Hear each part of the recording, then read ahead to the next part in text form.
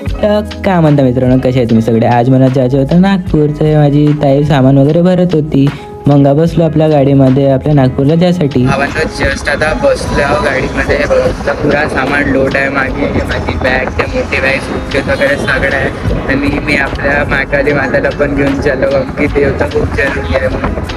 मग का मस्त नजारे पाहत पाहत मी जात होतो नाही का. भाई मी थोडंसं सॅड होतो, काऊन की माझ्या चंद्रपूरला नाही का सोडून जात होतो.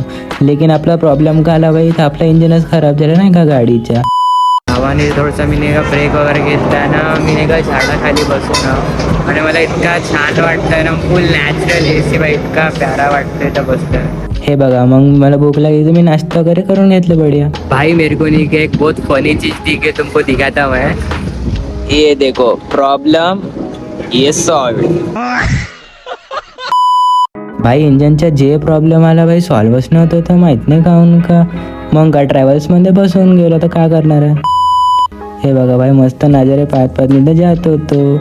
मग आपल्या नागपूरमध्ये पोचून गेलो बड्यापैकी नाही का, एक नंबरपणी.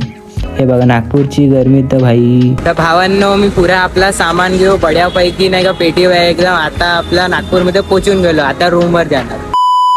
मग काकाच्या गाडीत बसलो, कारण की आपले काका मला सोडून देणार होते रूमवर.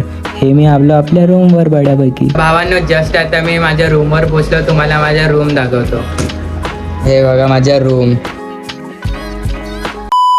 तर भावांनो, आता मी रूमवर एकटा आहो. मम्मी पप्पा माझे आता जस्ट गेलाय. मम्मी थोडीशी इमोशनल झाली होती, पप्पा थोडेसे इमोशनल झाले होते. पण काही बात नाही भाई, आपण चांगले नाही राहू. तुम्ही पण चांगले राहा भाई, सगळे चांगले राहा.